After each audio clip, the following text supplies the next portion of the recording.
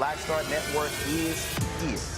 Hold no punches. I'm real revolutionary right now. Black power. Support this man, Black Media. He makes sure that our stories are told.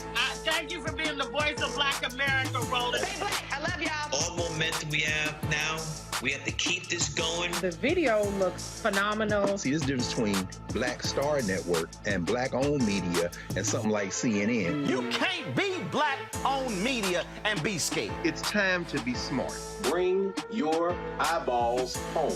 You dig?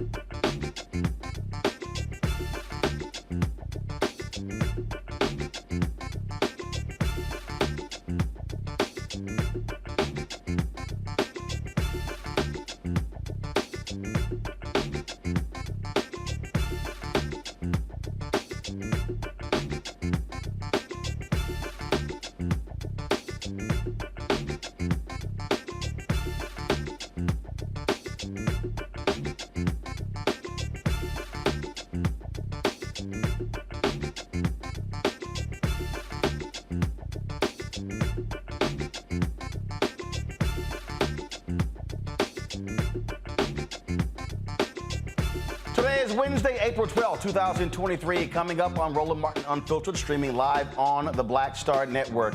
The family of Shanquella Robinson, angry at the Department of Justice, announced they are not going to charge anyone in the death of that Charlotte woman killed in Mexico. We will show you the news conference that took place today with the family's attorneys. In Shelby County, where Memphis is, unanimous decision.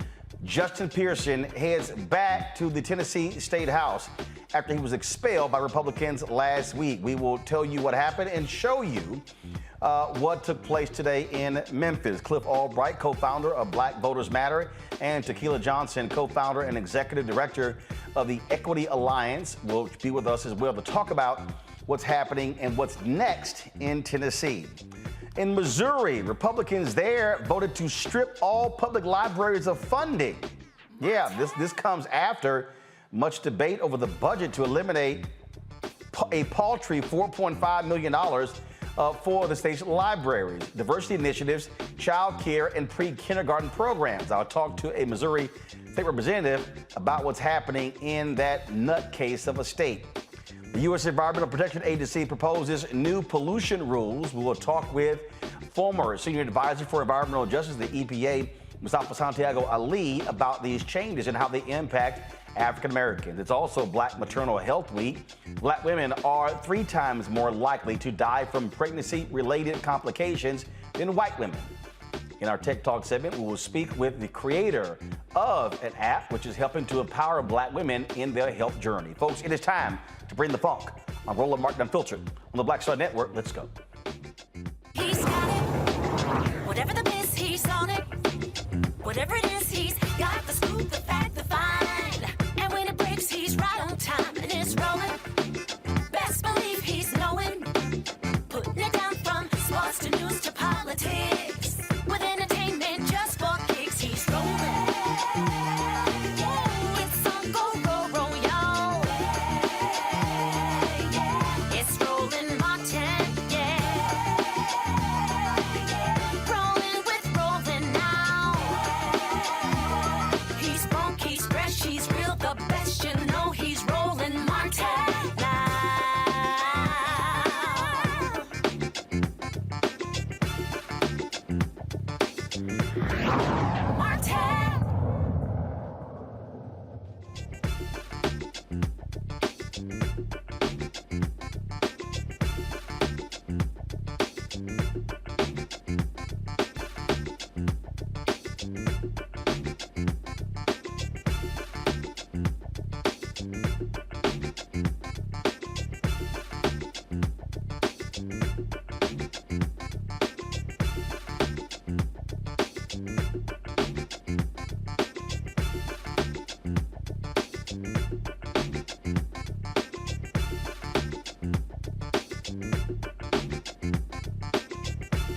No charges. That is the DOJ's decision in the case of Shanquella Robinson, the Black woman who died while vacationing with associates in Mexico in October 2020. The DOJ says there is insufficient evidence to charge anyone for her death. The Robinson family attorney, Sue Ann Robinson, no relation, says the DOJ's decision is extremely disappointing. Why I say on behalf of the family, again, we're very disappointed, very deeply disappointed. But we're not deterred because it's something that we've seen before, and we know that we have to carve our own path to justice. Ms. Robinson knew that when she asked me to go on a fact-finding mission to Mexico, that we were obviously in a state of affairs where there's 2 different justice systems in America. And we know that in ours, we have to fight for our justice. We have to rally for our justice. We have to beg for the same constitutional rights. And Shanquella is doing that even in death. Even in death, she's having to fight for her rights as a U.S. citizen, as a victim of a crime. The U.S. authorities have to understand and have to know that even if for them it's not about Shanquella, that United States citizens cannot go to Mexico, commit a crime that we all saw on a video, and then come back to America and say, we're on base. we're safe, we're not going to be charged with a crime. That cannot be the message that the U.S. authorities want to send. So again, discrepancies in the autopsy results between Mexican authorities that we've been discussing, unfortunately, and not being discussed by the right individuals, have all been caused by delays. If it had been taken serious from the very beginning, if the internet and the people and social media didn't have to create the movement behind the case and the authorities would have gotten involved the minute the video surfaced, there wouldn't have been a delay. There would have been immediate statements taken from the individuals involved. There would have been time to take an immediate autopsy of the body before it was embalmed. All of those things would have been done, but because it was the death of a young, black, beautiful, brilliant, educated woman who was on vacation, justice was delayed. Robinson died on a trip with several associates. According to Mexican authorities, she was a victim of femicide and a hate crime by several individuals, including DeJuan Jackson, one of the people she was traveling with. Robinson's family subsequently received a death certificate that stated that she died of at least a dislocation. First of all, her brain was swollen, also a broken neck and spine as well. U.S. authorities conducted an autopsy on Robinson and, based on available evidence, have concluded insufficient evidence to support the prosecution. The DOJ has not provided details of their autopsy, although it is a crime to murder a U.S. citizen in a foreign country under the U.S. Constitution. The FBI has not called Robinson's death a murder. Mexican authorities ruled Robinson's death, again, a femicide. Robinson's family continues to seek justice, and they plan a march in Washington, D.C. to the DOJ on May 19th. Rebecca Patillo is host of People, Passion, Politics, News and Talk, 1380 WAOK in Atlanta. Rebecca Carruthers, Vice President, Fair Elections Center. Joe Richardson, Civil Rights Attorney. Glad to have all three of you here. Robert, I'll start with you. So the point that Sue Ann Robinson makes is that if authorities in the U.S. did not wait, they could have recovered critical evidence. But waiting and having to respond to pressure allowed those involved to, delete phone calls, text messages, potential evidence, and also not having a rigorous examination of Robinson's body. Your thoughts on this decision? Well, it's an absolutely tragic situation. I hope that the people who are involved sleep well at night, knowing that they will be haunted by the specter of always the opportunity of more information coming to light, and there's always an opportunity to reopen these cases once more evidence is discovered. There is no statute of limitations on murder, so they may have not had a prosecution at this point, but that does not mean there's not an opportunity for a prosecution down the line. If anybody who's watched the show First 48 understands the importance of those first 48 hours after a murder, because it's so important to be able to get fresh DNA evidence, to get forensic evidence, to be able to analyze the body immediately at the point in time when after they have been deceased, to find out exactly what the cause of death were, and also to ensure that you are able to get those documentary evidence, such as phone calls, such as text messages, emails, etc., that may go towards proving culpability. All that was absent here, and this is part of the difficulty with the criminal justice system, particularly when you're dealing with international cases, making sure that this evidence is brought to life. And then also the fact that Ms. Robinson in this case did not have anyone with her who was willing to call the authorities there. You're only with the people who are covering up for whatever happened, as opposed to somebody who could actually be on your side. I think this is a warning to all of us. Be careful who you are around. Be careful who you are traveling with. Be careful who you think is your best friend and who are your homies, etc. Because at the end of the day, all these people simply acted to cover their own trails, and right now it seems that they've gotten away with it, but hopefully more evidence will come to light and they'll be able to be prosecuted down the road. Joe, this woman is dead. No one is going to be held accountable. And what's crazy is Mexico's not the problem. Mexico seemed to have a more accurate autopsy, at least in that there seemed to be some consistency between what they came out with and what we saw on that video. Often video is pretty powerful evidence that gets you to a place. You don't always investigate knowing how it's going to come out. Investigation is not about a predetermined result. It's about taking what you have and seeing where you can go with it. And so it is a shame that the U.S. government is not putting the full weight, putting their weight on it, as it were, pertaining to this issue, particularly when you have someone that could potentially be brought to justice. Certainly ask questions. You can certainly take some trees, as it were, some informational trees, and find out everything that there is to be found out. I wonder aloud if they've done that. They have done a autopsy that seems to have a different result from Mexico, but there's no, word about them really uncovering every stone that they need to find out everything they can about getting justice for this person and for this person's family. And so if I'm them, I'd be wondering aloud too. Does this system fail us not only when we're alive, but when we're dead? Because she is an American citizen, and there's some things that should be brought to bear related to that. And you wonder out loud, if this person was of a different persuasion, would there be a little bit of a different reaction? It's a shame we have to think that way, but they could be doing more than they're doing for sure, regardless of where it came out. I don't know that they've gone as far as they could go, and to me, that would be an outrage. Becca? Well, I definitely hope that the Robinson family decides to pursue a wrongful death lawsuit against those who went to Mexico with Shanquella and murdered her. And also, murder is a crime in Mexico. So there still is room and time for the Mexican authorities to actually pursue murder charges against those folks who accompanied Shanquella in Mexico. Indeed. All right, folks, we will continue to follow this case and see what happens in the future. All right, got to go to break. We come back.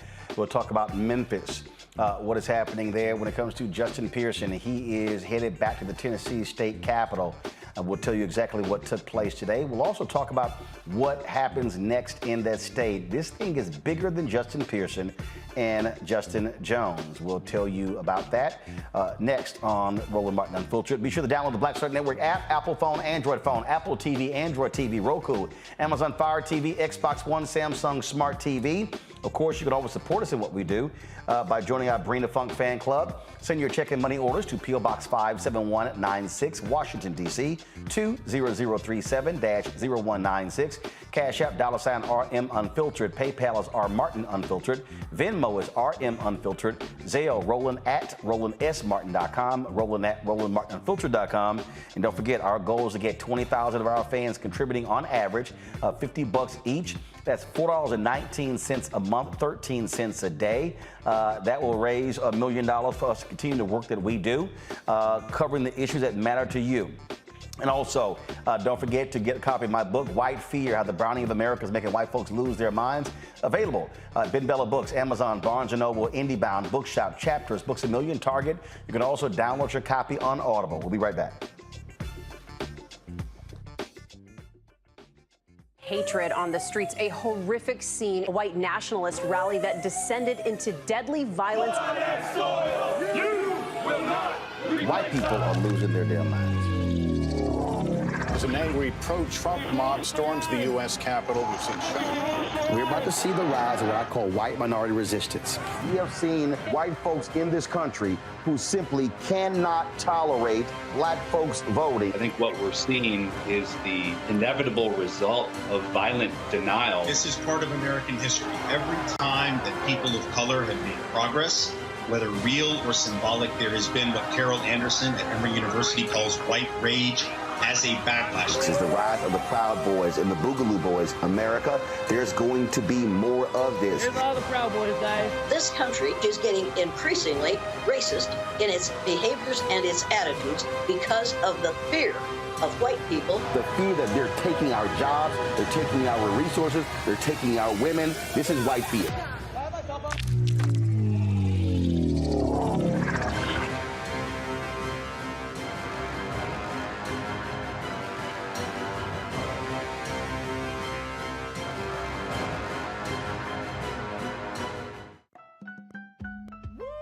We're all impacted by the culture, whether we know it or not. From politics to music and entertainment, it's a huge part of our lives, and we're going to talk about it every day right here on The Culture with me, Faraji Muhammad, only on the Black Star Network.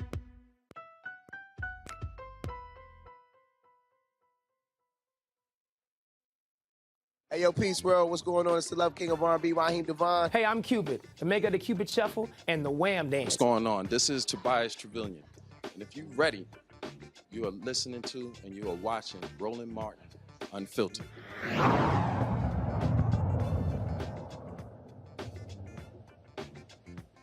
Well, folks, on Thursday, Republicans in Tennessee, they threw out two of three members who they tried to expel, both African-American, Representative Justin Jones of Nashville, Representative Justin Pearson of Memphis. Well, Justin Jones was restored yesterday in Nashville. Today, it was Pearson's turn. The Shelby County Commissioners voted unanimously to return Justin Pearson back to the Tennessee House. This is how he responded.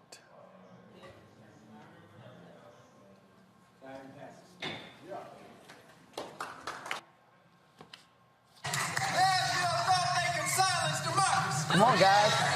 But they didn't tell the Shelby County Commission. Still with some courageous leaders. Who got threats of not giving us resources wouldn't stop. Who got threats about withdrawing funding or stopping funding wouldn't stop. They didn't know that Justin J. Pearson was only standing with the moral courage of people who he come from. Only standing with the moral courage that's built in Memphis, Tennessee. That's built in Shelby County. With the moral courage of people. You know what it means to be in a fight. You know what it means to never quit, to never yield, to never bow, to never break, to never forget. That's who we are. And that's who we will forever be.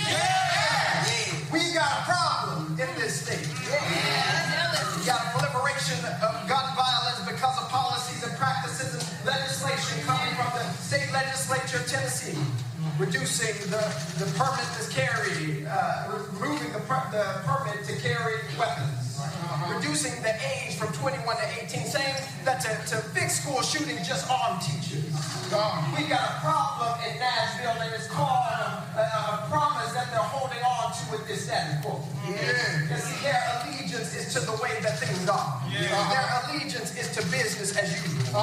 Their allegiance is to the National Rifle Association. Allegiance is to the Tennessee Firearms Association. When we went to the well of the House, myself, Representative Johnson, and Representative Jones, what we did was say we have an allegiance to a people. People who are tired of business as usual. People who are tired of same old politics. People who are tired of same old politicians. We have an allegiance to who are willing to march for justice. Fight for justice.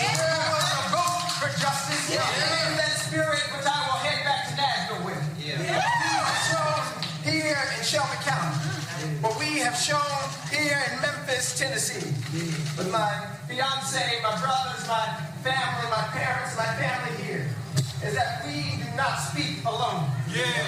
We speak together. We fight together. So the message for all the people in Nashville who decided to expel us: you can't expel hope.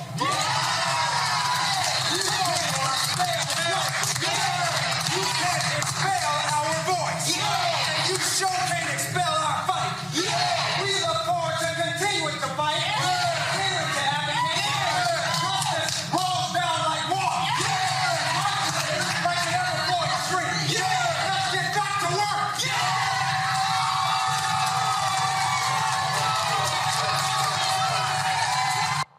Joining us right now is Cliff Albright. He's the co-founder of Black Voters Matter. Cliff, glad to have you on the show.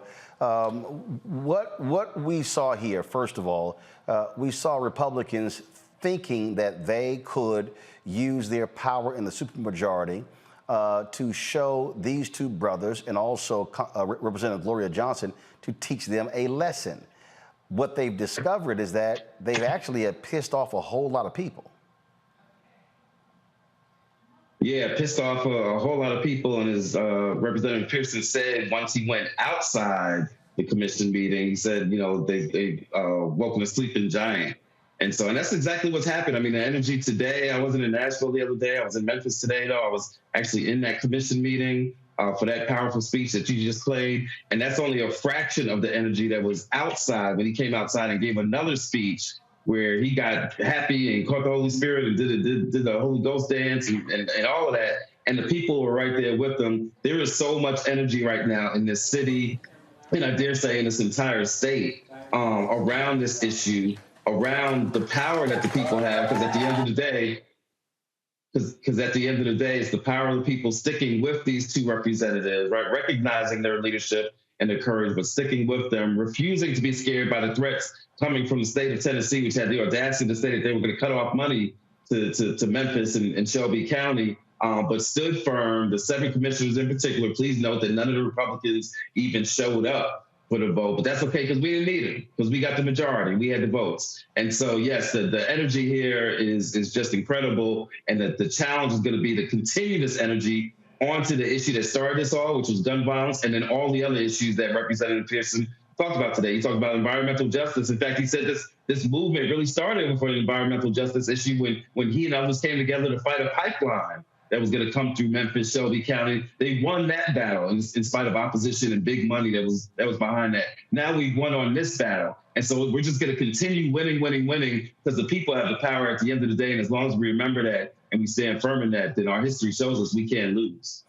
And that's the thing I want to focus on, because, again, I keep telling people, if you make it just about the two Justins, you lose sight of exactly what's going on.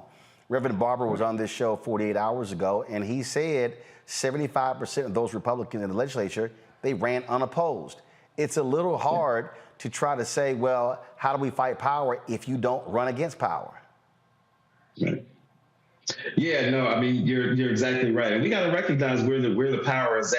You know, and it's an important point that we make. And this is not to take anything away from the two Justins. They are incredible leaders. They are leaders that, you know, should have been recognized even a long time ago. And I noticed they have great stuff in the future. But we can't measure this movement off of them, off of their oration, off of their personalities, right? This has got to be a people-centered movement. And they recognize that, because they are constantly trying to bring this issue back, not just to them, right? Not just to the insult that was made to them when they were chastised and kicked out of the legislature, but then it's about the people. It's about democracy. It's about representation for the districts. And it's about this issue, gun violence and all the other issues that our communities want action on. At the end of the day, 70% of Tennessee agrees that there needs to be some common sense gun reform, right? And so as long as we remember that, and we don't get too caught up in just putting all of our hopes and dreams on these two individuals, because that's a heavy weight for them to carry, right? They can carry a lot, but they don't need to carry all that on their own. And so we have to remember that this is about movement.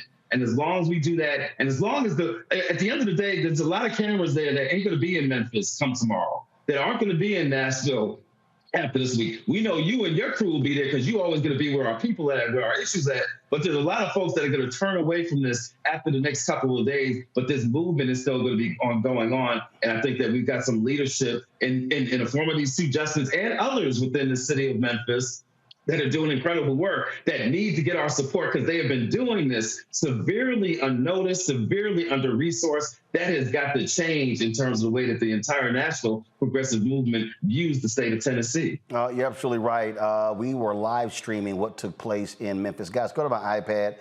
This was the scene outside of the chambers today. You've got to serve the people who sent you. That's the work of an elected leader, and I'm so glad he's here today, and I wanted to share a few words with us. Thank you, Justin, and thank you, everybody that's here. This is a great day. We've restored democracy. The New York Times today has two editorials facing each other. Both of them are about Tennessee, saying democracy was thwarted in Tennessee and things are changing, and there's a picture of Justin on each page of the New York Times editorial.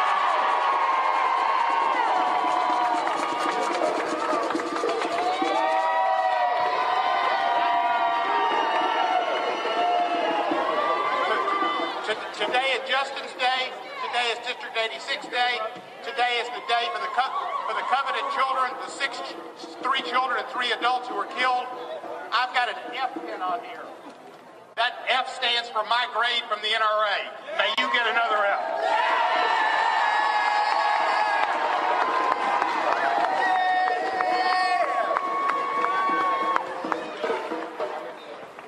Now that the Shelby County Commission done their job. I'm so glad we get back to doing our job. And what is our job? It's to elevate the voices of the 6 kids, the 6 people in Nashville. The 3 children who were just 9 years old. It's to elevate the 5 folk in Louisville who died from gun violence that was preventable. We know it's preventable because there are good laws that exist. We know it's preventable because there are organizations advocating for the change of the law in order to save people's lives. It's not enough, as William Lambert, the leader of the Republican Party, said, to put a tank in front of every school. Because we go to banks, we go to businesses, we walk the streets, we go to church. These false solutions that they are advocating will not help or save anybody. But a movement is rising. A movement is rising. See, they tried to kill democracy. They tried to expel the people's choice and the people's vote. And they awakened a sleeping giant.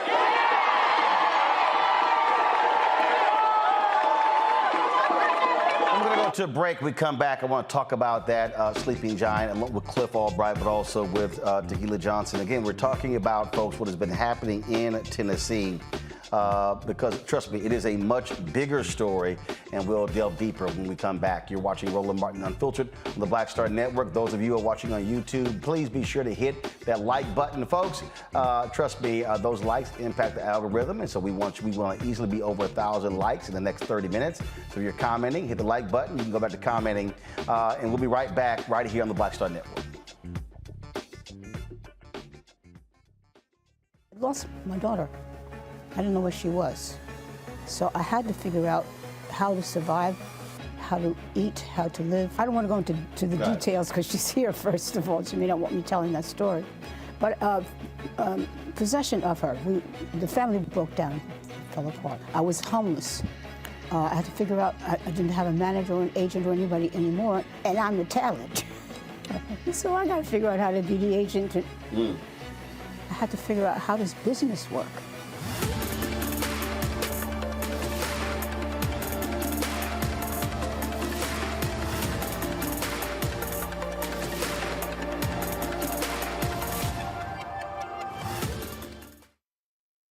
On a next, A Balanced Life with me, Dr. Jackie. It's spring, hallelujah. But hold on, it's not all fun and games. With the sun and the warmth comes the need to clean, the clutter, mentally, physically, emotionally, socially. All of those things need to happen. Getting rid of the clutter and clearing the cobwebs in our head and in our home. That's next on A Balanced Life on Black Star Network.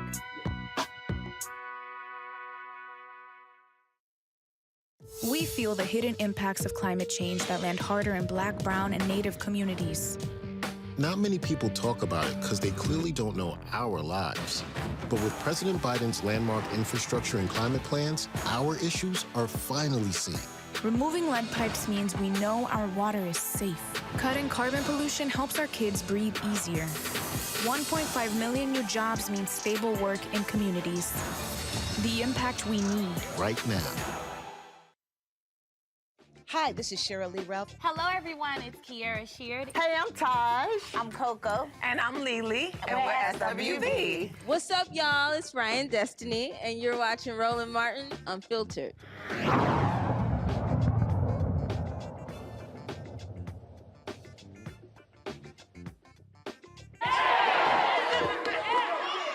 gonna build this movement. We gonna build this movement. We gonna build this movement. You and you and you and you and you and we gonna build this movement. Because Come back to Roland Martin Unfiltered. Cliff Albright, I know you got a plane to catch, so I want to get your comments before you got to hop on that plane, and that is, he talked about building this movement. And what I keep saying to people, this is, in order to fight back, you have to mobilize and you have to organize. This is not a situation where people can just be upset, pissed off, show up at rallies and stand with Justin Pearson and Justin Jones. No, that means showing up. Today's Thursday. That means showing up Friday, Saturday, Sunday, Monday, Tuesday, Wednesday, Thursday, Friday, Saturday, Sunday, Monday, Tuesday, because the election's not until next year. I mean, folks have to be prepared for the long haul. That's how change happens. That's right. It's for the long haul, and it's at multiple levels, right? Because we got to keep in mind, this is the same Memphis where I'm sitting today, where that rally and all those videos you've been showing. This is the same Memphis where the murder of Tyree Nichols took place, right? That is still unresolved, and there's still organizers that are catching hell because they're still trying to raise the issue of justice for Tyree Nichols and justice for our community. This is a sister organizer here, Sister Nate Amber, who's been kicked out of city council meetings, right, because of that issue, because of trying to get accountability. And so, there's a whole movement taking place in this city. There's a whole movement taking place in Nashville, whole movement taking place in Knoxville that a lot of people don't know about because it's Tennessee, because it's a so-called red state. And we always say there's no such thing as a red state. There are only states that have been under-resourced and ignored. And so these groups, these activists, from Justin Jones, Justin Pearson, to all the others that are doing incredible work, this movement that Justin Pearson was talking about in that clip, this movement needs support. And so we want to make sure that folks that are watching Tennessee right now continue to watch, continue to engage, continue to send support, whether it's to the Pearson, to the Justin's campaigns, or to the other organizations that are doing work in the state, that people stay engaged, continue to share these stories, that they stay engaged, continue to make phone calls and sending emails to let that at all levels, including this legislature, that they're being watched. Part of what's happening right now is that people are learning about how undemocratic Tennessee is. It is the worst. There was a survey done that shows that Tennessee is 50th. It's dead last in terms of the nature of democracy. We've seen that, you hear some of these Republicans that are saying, oh, you didn't have to go to the well. You didn't have to use a bullhorn. You could have just passed the bill. But there have been stories done showing the ways that the Republican legislators who control committees won't even let these bills be submitted, won't let amendments be submitted, won't bring things to a vote. And so a lot of what's been going on in Tennessee is being exposed.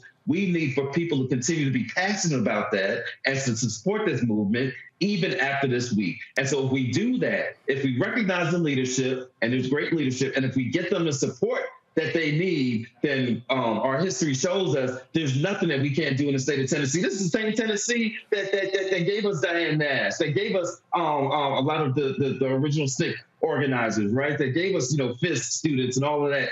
There's nothing, we can't just ignore that history, and we've got the ability to recreate that kind of a movement if we support these folks and if we join these justices and go into the well, right? We can't just go to the well once or count on them to go to the well. Right. We collectively have got to go to the well. And the support does not mean we're praying for you. It also means supporting with your dollars, your time, and your energy. Cliff Albright, we appreciate it, man. Thanks a bunch. Catch that plane. All right, man. Thank you, Roland. I appreciate it. Thanks a bunch. Let's go to Tequila Johnson. She is another organizer, co-founder, executive director of the Equity Alliance. She joins me from Tennessee. Tequila, are you there in Memphis? I am in Nashville. In Nashville. All right. Glad to have you on the show. And, of course, my panel is still with me as well, Robert, Rebecca, and Joe. Tequila, the thing that, and the reason we're staying on this is because I need people to understand both Justins were on this show before they were even in the legislature. And we've been talking about what's been happening in Memphis, what's been happening in Nashville, and all these different things like this. And so for the people who are watching, national media, they're going to leave. Let's just be real clear. MSNBC, CNN, all of them, they're going to leave. They're going to be gone. ABC, NBC, CBS, once they've decided that the two justices are no longer the flavor of the moment, they're not going to be calling them, but the issues are still there. And so what are you and others doing to take advantage of this moment and transform it into a movement that could first reduce the grip that Republicans have on the legislature, get rid of that supermajority, and then really begin to run people across the state, even in red places, because if somebody runs unopposed, hell, they guaranteed to win. Yeah, so Roland, I always tell people like to say Tennessee is a red state. We're not a red state, we're a non-voting state. The largest voting bloc in Tennessee are the non-voters. I mean, we have on any given election, less than 10% of Black Tennesseans turning out.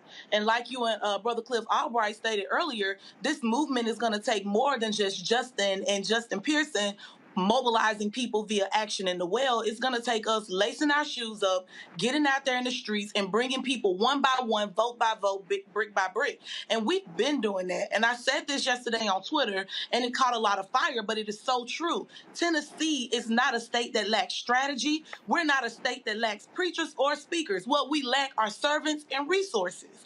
And right now, every national media outlet, every national organization is pouring into Tennessee, and they're talking about what Justin Jones and Justin Pearson did in the well, but they're not talking about Justin Jones and Justin Pearson, the organizers. They're not talking about Justin Jones, who consistently went to the Capitol every week, every day, and I was there with him with students protesting to get the Nathan Bedford Forrest bus removed. They're not talking about Justin Jones, who has consistently, as a student, proposed policy to allow students to be able to use their student ID to vote. They're not talking about Justin Pearson that took down a multi-million-dollar oil pipeline from coming through Shelby County. They're talking about the sexy moment that's happening right now. Yep. And so we can't stop right now. We got to keep going, because we know, just like we're out here organizing and all of the Democratic leaders are coming in, Friday we got Trump, Pence, and everybody else coming in, and they're not coming in with media. They're coming in with a fundraiser. And the thing that's important here is what you just outlined there. And I'm going to say this, and I need people to understand. There are a lot of Black politicians, even in the legislature, right now, who are standing with Jones and Pearson, but who were talking shit about them 2 weeks ago. There are a lot of them were telling them, hey, y'all need to calm down. Y'all need to stop, doing what y'all doing. And then they saw what happened. And when they were fighting that pipeline, it was a whole bunch of Black people, civil rights people, and politicians who were going, what y'all doing? So I just need people to understand, not everybody has been down with their activism. Absolutely. In fact, the Equity Alliance was one of the only organizations that came out and endorsed Justin Jones. And I can tell you, and I said this when I spoke at the rally, when Justin Jones decided he was going to run, I helped him by making phone calls, calling pastors, trying to bring other organizations along, because Justin has always had a commitment to movement building, and he just has that undeniable it factor and the morality that it takes to do bold things like go to the well. And I had a lot of people, and matter of fact, I'll be real with you, Roland, our organization lost resources because we put our name behind Justin instead of other candidates. And so on the stage, I looked everybody in their eyes and I told them, remember what I said. When we say bet on Black women, we don't just say that because we magical. We say that because we are proven to get results. Now look, people argued and said Justin Jones and Justin Pearson wouldn't get anything done in the legislature because they couldn't work with Republicans. Now at the same time, these same Black folk, as you stated, were trying to work with Republicans and didn't get anything done. Now we're in a place where they have literally mobilized hundreds of thousands, if not millions of people, Republican, Democrat, and independents, who care about these issues and that we can pull and reach and bring over. But like you said, Roland, we can't just be out here making speeches and every big name preacher want to get on the stage. We need people who are willing to lace their shoes up with us, go out there in the streets, get these people registered to vote, because we have more people, we have twice the number of Black people who are eligible to vote that are unregistered in Shelby County, which is Memphis, and Nashville alone to fill a governor seat. So that red state mess, that ain't flying with me. We are under-resourced. People haven't invested in Tennessee since the Obamas. And that right there is what I'm talking about. I'm constantly talking about that. I'm constantly saying, if we actually vote our numbers, if we vote, if we literally vote at just 70% of our eligible numbers, we could sweep elections. I got to go to break. We come back. My panel has questions. Rebecca, you're going to be first up, and Joe, Robert, because, again, I just need everybody listening okay? Being emotional is one thing. Being fired up is one thing. But I have to remind y'all what Dr. King always talked about. He said the focus is not on the march or the protest, it's what happens after the march and after the protest. And this is also why black-owned media matters. I'm telling y'all, okay? And I've been watching all the networks, okay? Justin Pearson, Justin Jones, Gloria Johnson, Meet the Press, CBS, ABC, they all want them. I'm telling y'all right now. In fact, go ahead and write this down. It's April 12th, 6:43 p.m. Eastern. I can guarantee you, on April 19th, they are not going to have them on their networks. But we will. And that's what I need people to understand. You cannot build movements unless you also have black-owned media there, because trust me, they are going to pack their cameras up. Let's see how many of them are going to be there with Reverend Barber and Moral Monday on Monday. I'm just saying. That's why you got to support us in what we do, folks. Look, the math is the math. Okay, when I'm always talking about this here right now, between YouTube and Facebook and all other platforms, let's just say you got 3,000 people, 4,000 people who are watching, but let's just say 3,000 people. If those 3,000 people actually supported this show to the tune of $50 each, and of course what we want for the course, as we ask for each person, that's $150,000. Because y'all, none of this stuff is free. And I'm telling you right now, if we don't support our own, we're going to be asking somebody else, hey, can y'all please show up? And then we wonder why the cameras are not there. Matter of fact, I'm going to try to find a photo from the NAACP convention. I think it was 2018 when we were in San Antonio. We were the only people who were on the platform. Or in the next year when the candidates came, it was jam-packed. But in 2018, wasn't nobody there. Just trying to tell y'all how the game goes. Checking money orders. P.O. Box 57196, Washington, D.C. 20037-0196. Cash App, $RM Unfiltered. PayPal, R Martin Unfiltered. Venmo is RM Unfiltered. Zelle, Roland at RolandSMartin.com. Roland at RolandMartinUnfiltered.com. We'll be right back. When you talk about blackness and what happens in black culture, we're about covering these things that matter to us, speaking to our issues and concerns. This is a genuine people-powered movement. There's a lot of stuff that we're not getting. You get it, and you spread the word. We wish to plead our own cause. Too long have others spoken for us. We cannot tell our own story if we can't pay for it. This is about covering us. Invest in black-owned media. Your dollars matter. We don't have to keep asking them to cover our stuff. So please support us in what we do, folks. We want to hit 2,000 people, $50 this month, raise $100,000. We're behind 100,000, so we want to hit that. Y'all money makes this possible. Check some money orders. Go to P.O. Box 57196, Washington, D.C. 20037-0196. The Cash App is $RM Unfiltered. PayPal is R Martin Unfiltered. Venmo is RM Unfiltered. Zelle is Roland at RolandSMartin.com. Hi, I'm Dr. Jackie Hood Martin, and I have a question for you. Ever feel as if your life is teetering and the weight and pressure of the world is consistently on your shoulders? Well, let me tell you, living a balanced life isn't easy. Join me each Tuesday on Black Star Network for A Balanced Life with Dr. Jackie. We'll laugh together, cry together, pull ourselves together, and cheer each other on. So join me for new shows each Tuesday on Black Star Network, A Balanced Life with Dr. Jackie.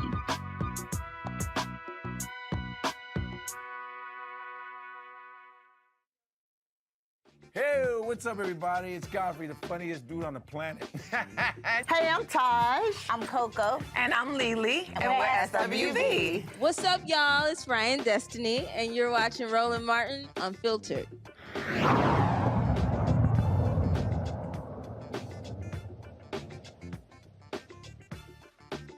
Welcome back to Roland Martin Unfiltered. We, of course, Tequila Johnson is still with us, activist there in Nashville, Tennessee. Let's go to our panel. Rebecca.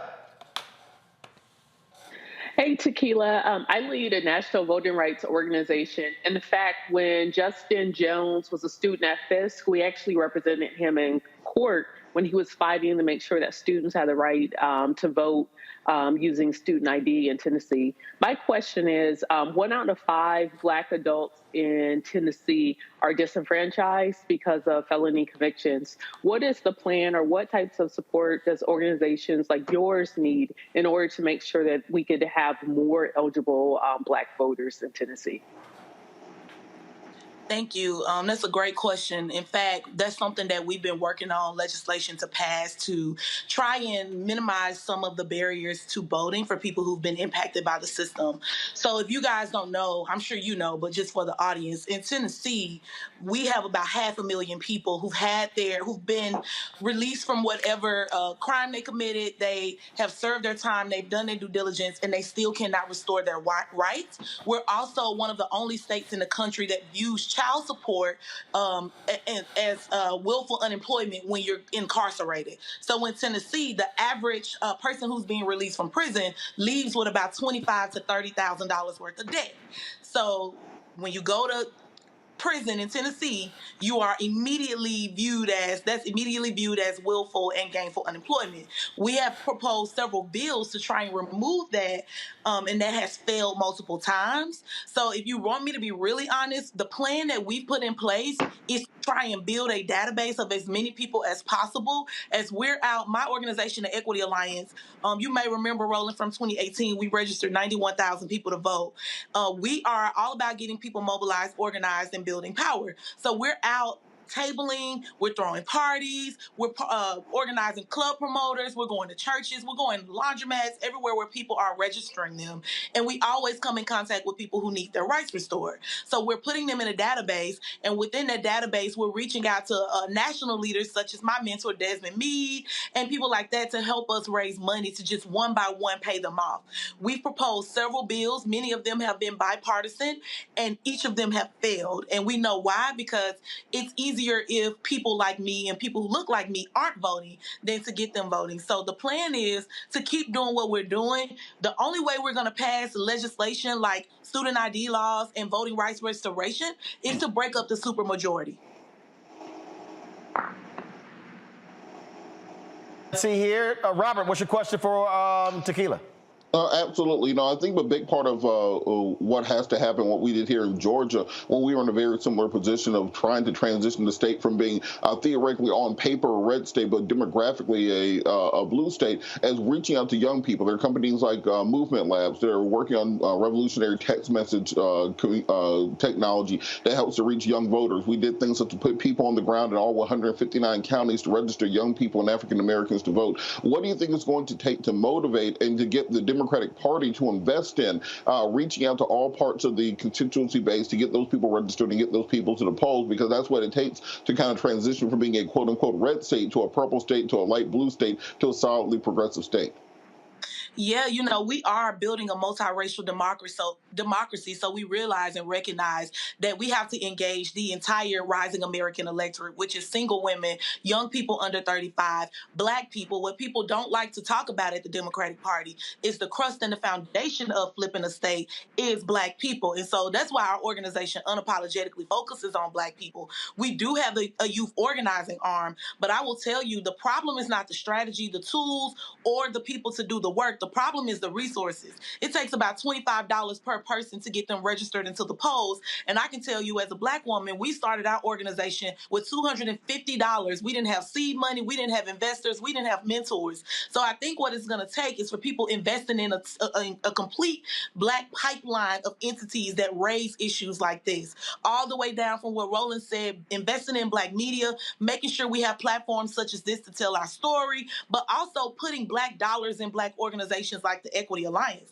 As of now, with everything going on, we haven't raised a ton of money. I think today was the first day I got maybe $5,000-$10,000 from this, but there are national organizations that are planning to pack up and leave with national media that have flown in and parachuted into Tennessee, and they're raising millions of dollars. And when they leave, my fear is that we already have developed a resistance to fight back crazy Republicans with the minimal resources we have. But now we know that they are going to retaliate. And so we're going to be forced with our minimal resources and our small infrastructure to fight back the retaliation. So if you're asking what we can do, I agree with you. All those strategies, reaching out to young people, all those things have been proven to work. And Georgia is a great blueprint. Insay Ufot from New Georgia Project is one of my friends. She's someone that I lean on as an advisor.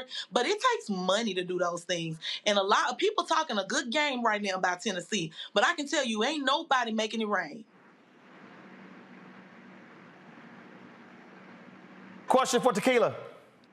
We appreciate you doing the work all day, every day, Tequila. Give us a one-on-one on some of the organizations that you work in conjunction with. You've already talked about this some, but I want you to be specific for us, for those of us that are outside of Tennessee, but we want to help. We want to help consistently. We want to get a vision. And I don't know, even though you're doing the work all day, every day, are there particular flashpoint events that are coming up that can be an impetus or be used as an impetus for people on the outside to get to know your organizations that you work with, and to do support on a consistent basis? Yeah, so I will run down a list of names. I am a part of a couple of coalitions where we have about 15 to 20 organizations that are core. And we have also started to build our own Black Roundtable of smaller, more kitchen cabinet style organizations that maybe don't have the infrastructure. They don't have a 501c3, but we're bringing them in so that they can learn how to incorporate voter registration and civic engagement into their existing infrastructure. But I will start with Civic Tennessee, which is our C3 state table led by a Black woman. We work very well with them. Turk, the Immigrant Rights and Refugee Coalition, they have also been a partner organizing Black immigrants and brown immigrants. We work with the American Muslim Association, Stand Up Nashville, which does racial justice work from an economic lens, Free Hearts, which is a coalition of women who were formerly incarcerated. They've so far been leading the charge on voting rights restoration. We work with Memphis for All, which is an organization based in Memphis that comprised of several different entities, most of them from labor. Tennessee for All. Oh God, I hope I don't leave nobody out. There's a new organization that was just launched called the Southern Movement Code. They utilize the assembly style networks to kind of build things like that. And then I'll be honest with you, the way that I do my organizing is I go where Black people are. My organizing is culturally relevant and it is outside of the box. So we work with IMF, which is the Interdenominational Ministers Fellowship. We did a program with them back in 2019, and we relaunched it, in 2022 called I'm a Faithful Voter. So we have organizers going into churches, registering as many people as possible on Sundays. That works as well. We launched a program around Civic Disciples where we're training 2 or 3 members from each church to be those point people every Sunday. I also organize the party promoters. So one of the biggest club owners in Tennessee, who owns the largest nightclub, one of the largest nightclubs in Nashville, and has 2 clubs in Memphis, Black Rob is on our board. And so every time there's a big party in the state, we're there registering voters. Like we're doing it. Excellent. Well, Tequila, that is great work. If people want to support, where do they go? So you can visit www.theequityalliance.org. Scroll up to the top. You can see our work. You can see some of the things we've done. And that's where you can donate. You can also reach out to us at the link at the bottom where you can email. We're on social media, very active. If you want to follow what's happening in Tennessee, you can go to The Equity Alliance on Facebook and The Equity Alliance on Instagram and The Equity Alliance 1 on Twitter. All right. Well, appreciate it. Thanks a bunch. Good luck. Thank you, Roland. I appreciate you. Absolutely. All right, folks, got to go to a break. We'll be right back. Roland Martin Unfiltered right here on the Black Star Network. Next on the Black Table with me, Greg Carr. Dr. Kwasi Kanadu, author, scholar, and healer. He is one of the truly representative thinkers and activists of our generation. I had a dream, a particular night, and when I woke up, several ancestors came to me, and they came to me and said, "We really like what you're doing, but you have to do more." His writing provides a deep and unique dive into African history through the eyes of some of the interesting characters who have lived in it, including some in his own family. The multi-talented, always fascinating Dr. Kwasi Kanadu on the next Black Table here on the Black Star Network. On the next Get Wealthy with me, Deborah Owens, America's Wealth Coach, have you ever had that $1 million idea and wondered how you could make it a reality? On the next Get Wealthy, you're going to meet Liska Askalise, the inventress, someone who made her own idea a reality and now is showing others how they can do it too. Positive, focusing in on the thing that you want to do, writing it down, and not speaking to naysayers or anybody about your product until you've taken some steps to at least execute. Liska Askalise on the next Get Wealthy, right here, only on Black Star Network.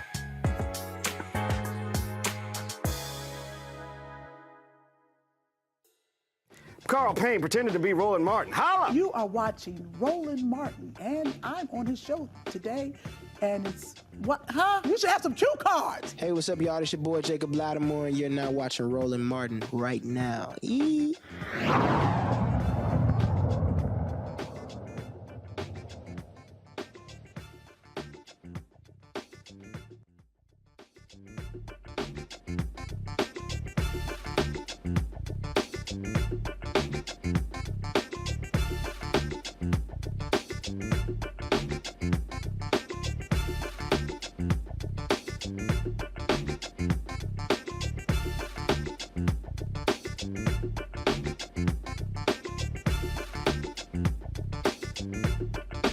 All right, now I told y'all what's happening with these Republicans all over the country and the crazy stuff they are doing.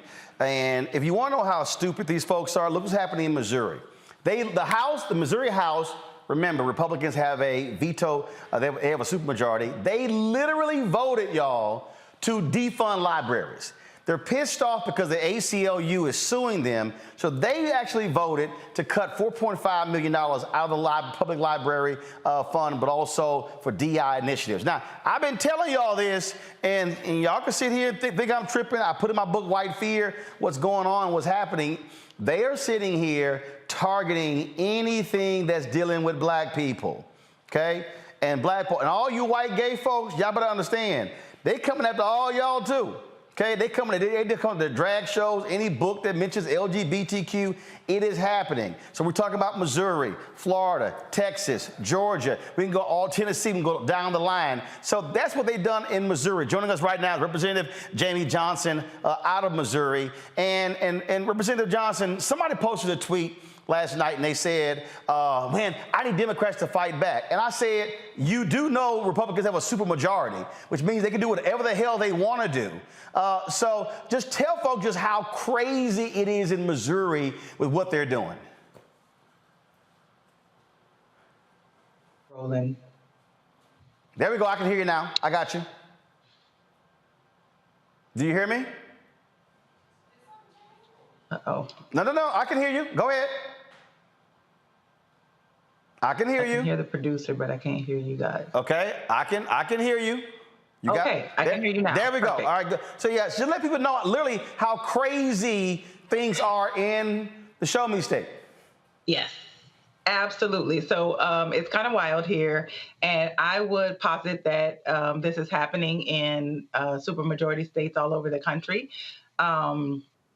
We just a few weeks ago passed a budget in which a representative introduced an amendment that would basically not allow us to spend state money on any consultants, staff, programs, initiatives that would fund DEI initiatives.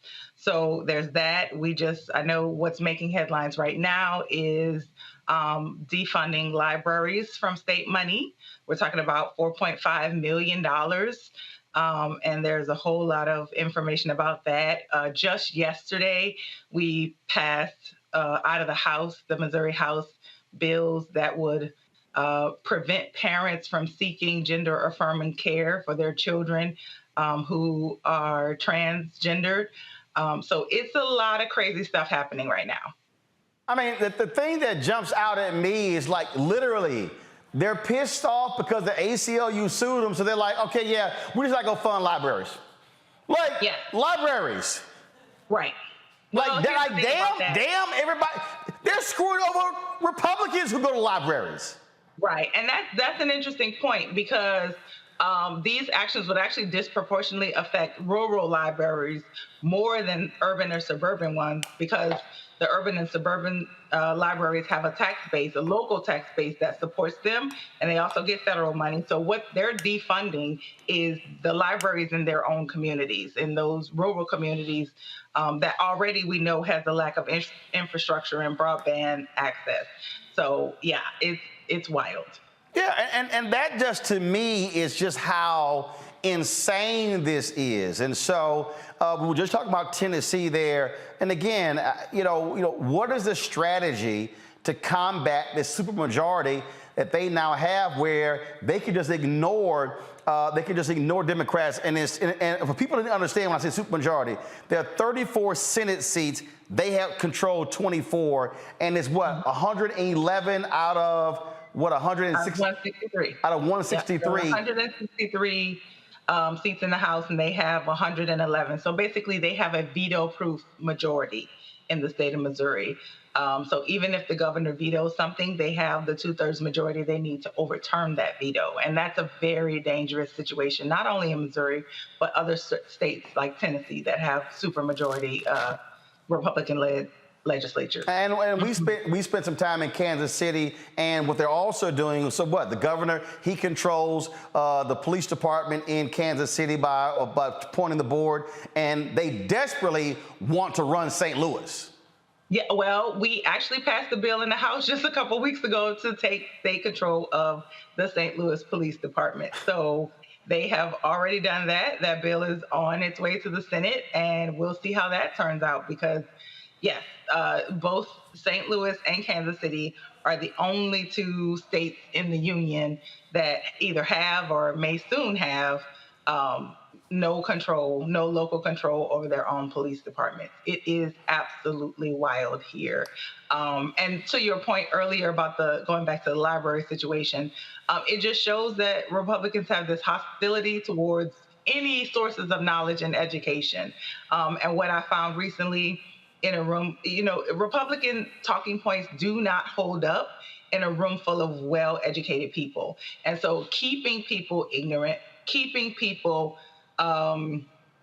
without knowledge benefits their bottom line, benefits them because then they can gin up the base and people cannot seek information on their own, which is unfortunate. Indeed, Representative Johnson, we appreciate it. Thanks a lot. Absolutely.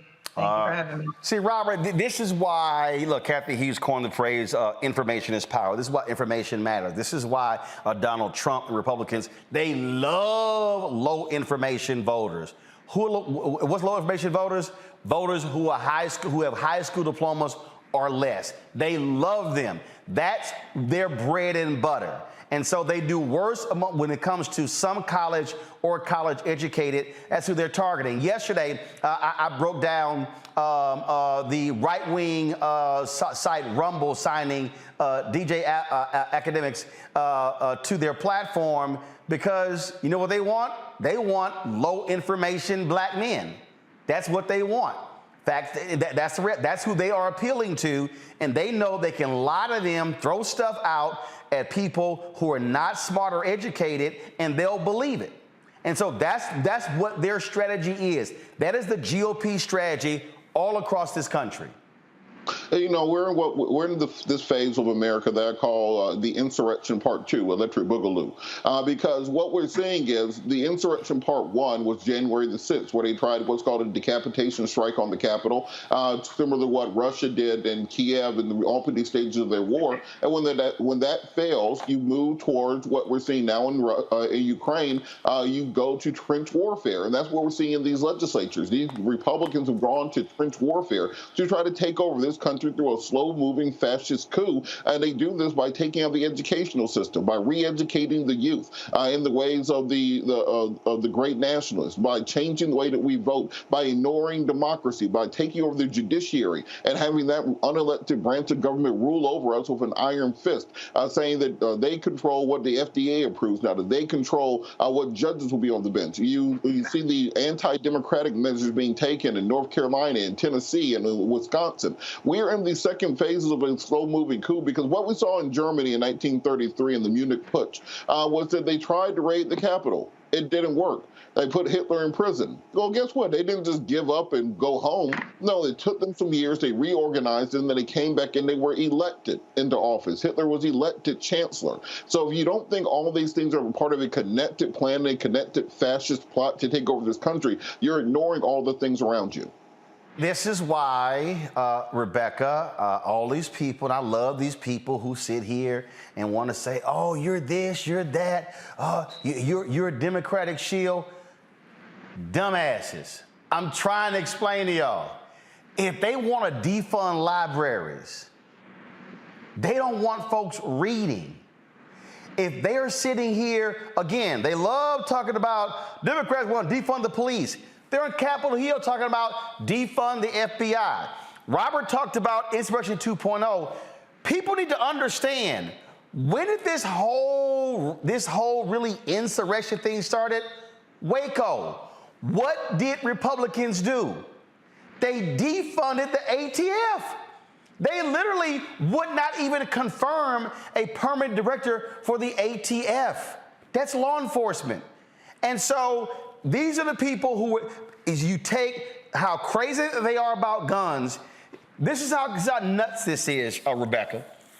The mayor of Louisville, guys, find me the clip. The mayor of Louisville had a friend die in that mass shooting earlier this week. They have a law. The law in Kentucky says Louisville cannot confiscate that AR-15 and melt it. The law in Kentucky says they have to auction it off. That's how nuts these people are. Play it. Second thing, and to those in the national media that are joining us here today, this may be even more shocking than it is to those of us locally who know this and are dealing with this.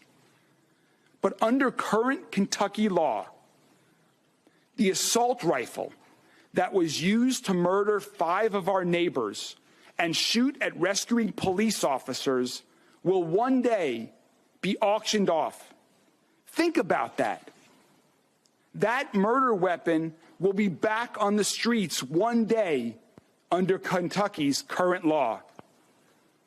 My administration has already taken action to remove the firing pin before turning confiscated guns over to the state, because that's all that the current law allows us to do. Utterly insane, Rebecca. Well, I want to see leadership here.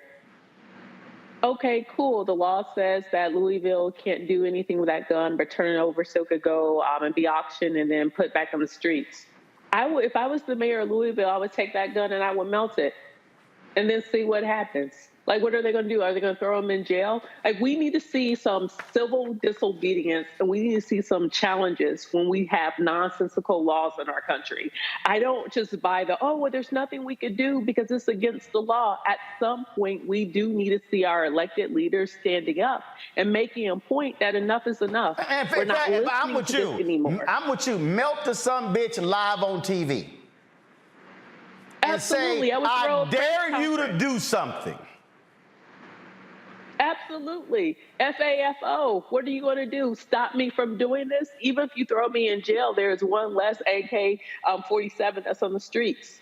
Great. Especially, it wouldn't even take having a loved one or a close friend who was killed. But this is simply, we need to see, especially on the Democratic side, we need to see leadership. We can't just have this feckless behavior anymore, because we're now in a crisis in this country. Things are getting just too weird and too nonsensical, and we need to see folks on the progressive side start to stand up and start to fight, because that's also how you engage people. Like, we talked about what's going on in Tennessee, and we see lots of emotion, lots of enthusiasm. All that stuff is great, but now we need to see action. That's how you galvanize and get people pulled into our system, get people to say, hey, I actually want to support you because you are doing something that's beneficial to my community.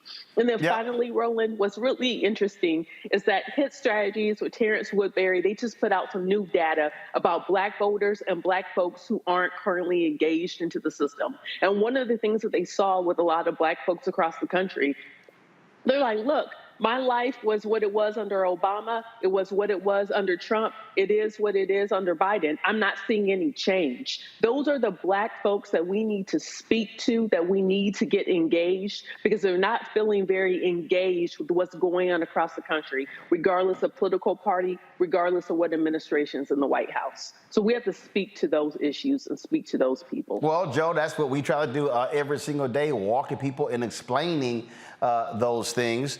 Again, when you're also competing where people for people's eyeballs and ears, and they're mired in reality shows, gossip shows, things along those lines, it's very difficult. But I'm just going to keep warning people. I'm telling you, what these people are planning to do, if they take back the White House and take control of the Senate, they already got the House. If you think what you're seeing is crazy in Mississippi and Tennessee and Georgia and Florida, just wait. Yeah, I mean, the issue is, well, there's many issues, but one of them is that, people that aren't voting or that aren't engaged or accepting a suggestion that their vote doesn't make a difference, that they don't have the power to actually change things for the better, to hold people to account, et cetera. Much of what gets done on a daily basis in government by people that are, quote, popularly elected, but not so much because everyone that could vote didn't necessarily vote. Much of that goes on is nonsense. Brother Jones and Brother Pearson are talking about things and addressing things that are absolutely nonsense. And that chamber, the guy that urinated in the seats didn't get kicked out. The folks that have all kinds of ethical problems, crimes, everything else, aren't getting kicked out. But somebody that speaks to the will of the people is getting kicked out. And you go from state to state. And when we accept that suggestion, we get ourselves in a problem that's really, really hard to undo. And I think one of the things that the Republicans do well is they speak in simple language. Okay. And so I believe that we have to find a way to speak to folks in simple language. And it should be easier because we're talking about common sense. We're talking about 2 + 2 = 4 kind of stuff. So, we have to speak in simple language the way that they do, but I think that it can ring true and be better because it is the truth and because it actually fundamentally makes sense. Indeed. All right, folks, hold tight. 1 second, got to go to the break. We come back, give you an update in the Ronald Green case out of Louisiana. We'll talk about Black maternal health, also how vital climate action is. All that next right here on Roland Martin Unfiltered on the Black Star Network. Don't forget, download our app, Apple phone, Android phone, Apple TV, Android TV, Roku, Amazon Fire TV, Xbox One, Samsung Smart TV. Your dolls make it possible for us to do what we do. So please support us here. Check in money orders. P.O. Box 57196, Washington, D.C. 20037-0196. Cash App, $RM Unfiltered. PayPal, R Martin Unfiltered. Venmo is RM Unfiltered. Zelle is Roland@RolandSMartin.com. Roland@RolandMartinUnfiltered.com. And of course, you can get my book, White Fear: How the Browning of America is Making White Folks Lose Their Minds. Available at bookstores nationwide, Amazon, Barnes & Noble. Also, download it on Audible. I'll be right back. Hatred on the streets, a horrific scene, a white nationalist rally that descended into deadly violence. White people are losing their damn minds. As an angry pro-Trump mob storms the U.S. Capitol, we've seen We're about to see the rise of what I call white minority resistance. We have seen white folks in this country who simply cannot tolerate Black folks voting. I think what we're seeing is the inevitable result of violent denial. This is part of American history. Every time that people of color have made progress, whether real or symbolic, there has been what Carol Anderson at Emory University calls white rage as a backdrop. backlash. This is the rise of the Proud Boys and the Boogaloo Boys. America, there's going to be more of this. Here's all the Proud Boys, guys. This country is getting increasingly racist in its behaviors and its attitudes because of the fear of white people. The fear that they're taking our jobs, they're taking our resources, they're taking our women. This is white fear.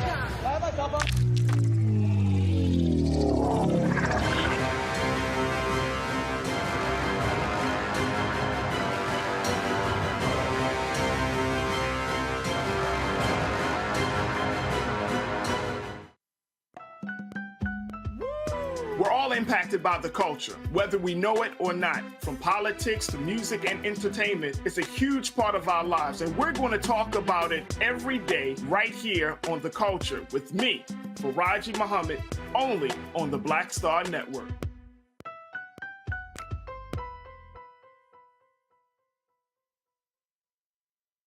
Y'all know who Roland Martin is. He got the ascot on, he do the news. It's fancy news. Keep it rolling. Right here. Rolling. Roland Martin. Right now. You are watching Roland Martin, unfiltered. I mean, could it be any other way? Really? It's Roland Martin.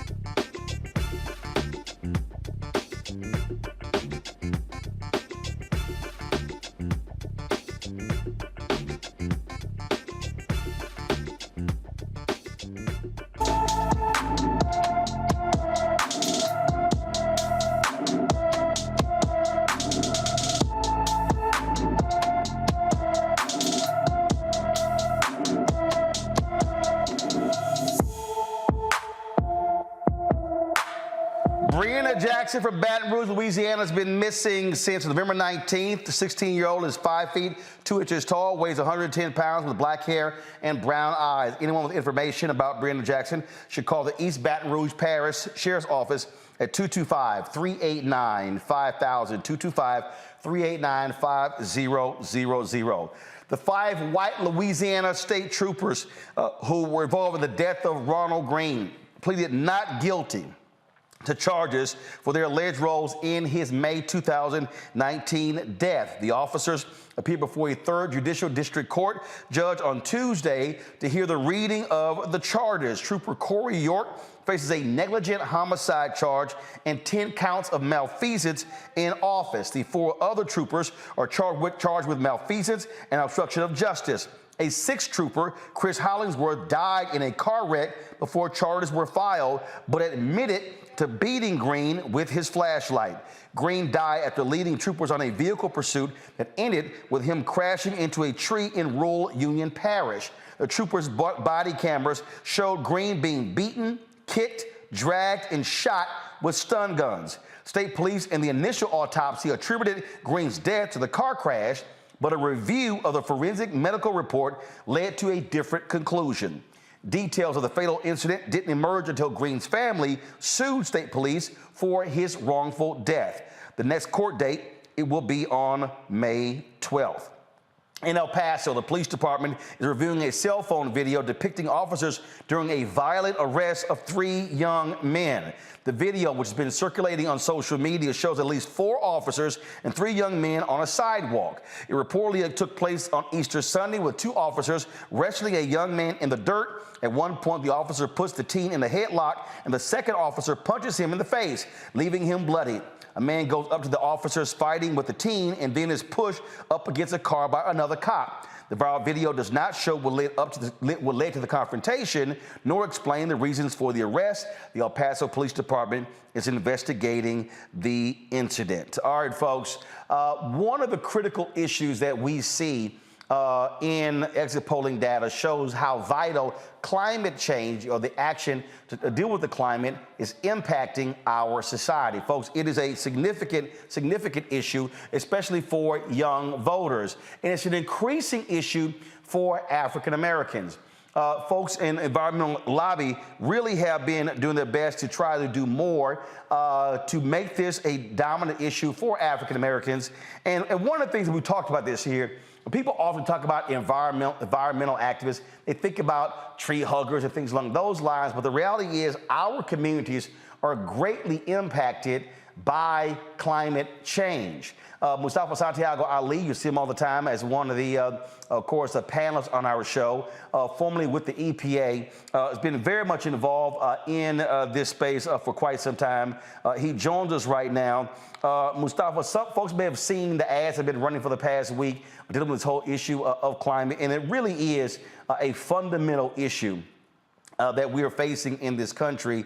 It is one that has a serious impact on African Americans. Now the EPA is proposing new car pollution rules that could see electric vehicles accounting for up to 2/3 of new vehicles sold in the U.S. by 2032. Of course, these new rules will cut the issue of pollution. And again, these gas vehicles. People may go, okay, yeah, I hear you, but we got to own up. What has happened to our environment is real, and we really are being impacted. Yeah, we continue to be disproportionately impacted from air pollution and water pollution and the things that are happening on the land. So let's just bring it home for folks. So hopefully it will help them to understand how significant this is. We've got 350,000 people who die prematurely from air pollution every year in our country. More people are dying from air pollution than gun violence, from car crashes, from overdoses of drugs. And this new rule that EPA moved forward on today, we've got 20,000 people who die from the pollution, the air pollution that comes out of our tailpipes, out of our cars and our trucks. And tied to that in our communities is elevated levels of asthma and emphysema, lung cancer, heart disease, and a number of other medical conditions. So often when we see these disproportionate public health impacts in our communities, it's tied to the pollution. It's tied to, the food that we have in our communities and the food deserts. So this is critically important to help to protect our lives. It also is going to create jobs. It is also going to help us to deal with the climate crisis, because we know that our communities are hit first and worst when we see both the hurricanes and the floods and the wildfires and these extreme heat events. All of this is tied to pollution, to fossil fuels. And that's why this particular set of actions today around both the light-duty vehicle and heavy-duty vehicles is critically important, because it helps us to lower those emissions and begin to heal our communities. So when we talk about, obviously, impact is one thing, but to speak to what is required to really get the public, get African Americans to be far more engaged on this, to where it then becomes one of the issues, one of the many issues, of course, that are on the Black agenda. Well, we just always got to bring it home to the things that are going on inside of our communities, whether it's our children. We know that we've got 24, 25 million folks in our country who have asthma, 7 million kids, and disproportionate is African-American and Latinx folks. The ones who are going to the emergency rooms and the ones who are losing their lives. Many of us work outdoors in the environment. So this pollution is impacting us first by what we're breathing in, then it's impacting us by it's raising the temperatures. So it's making it more difficult for us to be able to work. We know pollution also lowers the days that you can make it to work. It lowers the days that people end up missing school. So we know that education is important in our community, so we need to make sure that our kids have the opportunity to learn. We know that this pollution also, when you talk about Black maternal health, we see all these impacts that are happening to Black babies as they're being formed and as once they're here on developmental types of things. So if we care about our communities, if we care about the women in our lives, if we care about these economic opportunities that are being stripped away from our communities because of exposures, then we have to get engaged. And there are now resources to actually help us to be able to make the change. Joe, your question for Mustafa. What is it? I mean, sometimes I get a little bit optimistic because it seems like even though Republicans will tend to be wrong on how to deal with this, there's less denial about the existence of global warming, as people called it, or environmental problems. First of all, please feel free to enlighten me if that's really not the case. But based on that, what do we do proceeding forward to let brothers and sisters know that are just dealing with their day-to-day lives how important these environmental issues are and affect them where they are? Because so often geographically we have the worst air because we have businesses that emit incredible amount of dirty stuff, refuse, garbage, etc. And we're just driving by it and back and forth every day and not really making the connection that other communities aren't dealing with this the way that we are, including the relative health effects. Mustafa, go ahead. Well, that's why the Roland Martin Unfiltered show is so incredibly important in the Black Star Network, because it's one of the few locations where we actually unpack what's happening inside of our communities, both, from the impact side of pollution, but also on the opportunity side of the jobs that are in this space and the business ownership. So we have to have more entities that are actually bringing forward our voices, those who have expertise to walk folks through what's going on. The other part of it is also tying our vote to these sets of opportunities and challenges that are going on and helping people to understand the power that exists to be able to make change happen and to make change on both the legislative side of the equation, on the courts as well, who interpret the laws that are put in place.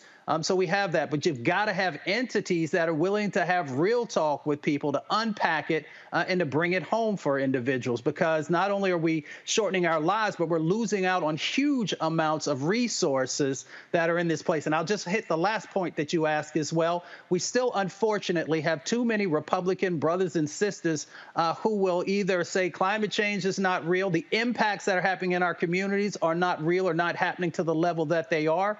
And evidently it's because they don't understand science. They don't understand the research that has been done by numerous different organizations and entities, or they just don't care about our lives inside of our communities and refuse to do the actions that are necessary. Rebecca. Let's talk economics. Going green can be expensive, especially for our communities. So how can we take, so can you walk us through how going green could be more affordable? Like if we're looking at vehicles that are now like electronic vehicles instead of the traditional fuel-based vehicles. Some of those are entering in the market at $60,000. So how do we make going green affordable for our communities?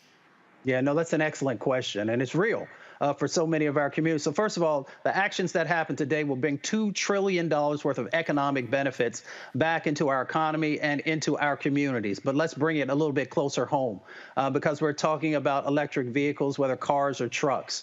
There is a $7,500 tax credit that is a part of the most recent, not bipartisan infrastructure bill, but the Inflation Reduction Act that will help people to find EVs more affordable. But it's not just about EVs. It's also about buses and other types of vehicles that are important inside of our communities for those who are not interested in driving or interested in having an electric vehicle. So those rebates are going to be critically important, both for local governments and individuals to be able to afford what's going on in this space. It will also lower our healthcare costs. And we know that for lots of families who are trying to keep food on the table and keep the lights on, healthcare costs can often be a budget buster. So these sets of actions will also help to lower healthcare costs in our community, since we are the ones that are overburdened, both with the highway system, which is a part of the policies, the redlining and restrictive covenants and zoning. And we all know the history that's in that space. And then also inside of the Inflation Reduction Act is opportunities for energy efficiency. and resources that are there to help you swap out your heat pump. Or to get a newer and more efficient stove, a number of different things that move folks to more electrical sort of sets of opportunities that are in space, and there are resources for that. But we still have work to do because we believe in real talk here on this show. And for those who are renting, we know that some of those benefits never make it to those communities, and that's where community solar and a couple of other things come into that space to be able to help folks. Robert? How can we better educate people about this confluence between gentrification and environmental racism? When many cities were created, heavy industry was settled to the outskirts of the city. So you had rail lines, you had chemical factories, you had your saltier coal for the winter time, etc. They were stored outside of the city, outside the city limits. But now that more people have gentrified inner cities and destroyed low-income and African-American housing, more of our communities are moving out to those very areas and creating communities right at the foothills of landfills and by high voltage power lines. How can we better educate people about the dangers of these areas and then also better regulate to ensure that we are keeping people safe and they're not simply searching for low prices at the risk of their health long term? No, that's an excellent question. I think we do some of that by forcing and working with the folks who are in the real estate industry.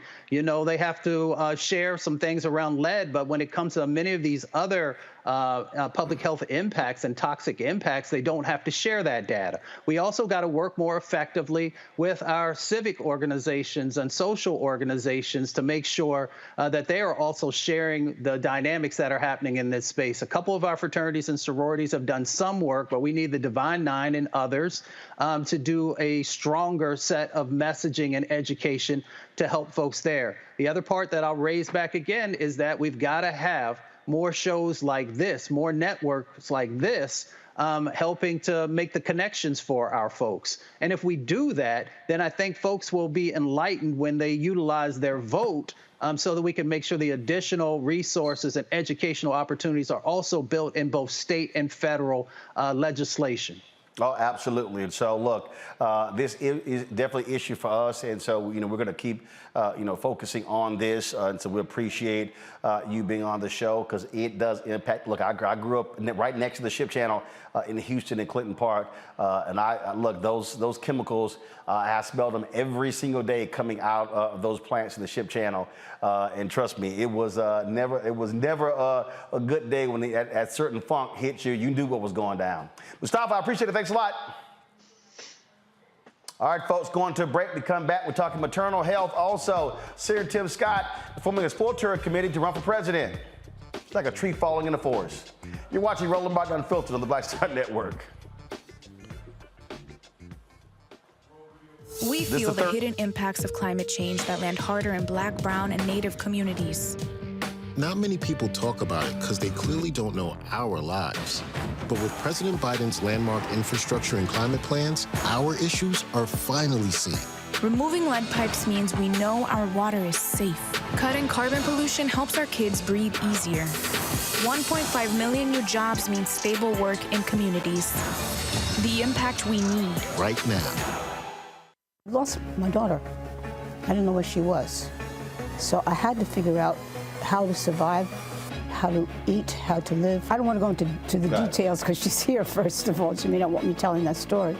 But possession of her, the family broke down, fell apart. I was homeless. I had to figure out, I didn't have a manager or an agent or anybody anymore, and I'm the talent. So I got to figure out how to be the agent. I had to figure out how does business work.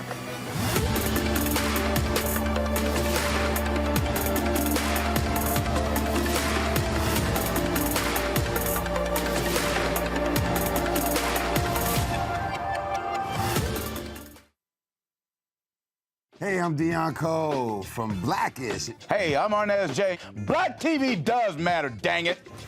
Hey, what's up, y'all? It's your boy Jacob Lattimore, and you're now watching Roland Martin right now. Stay woke.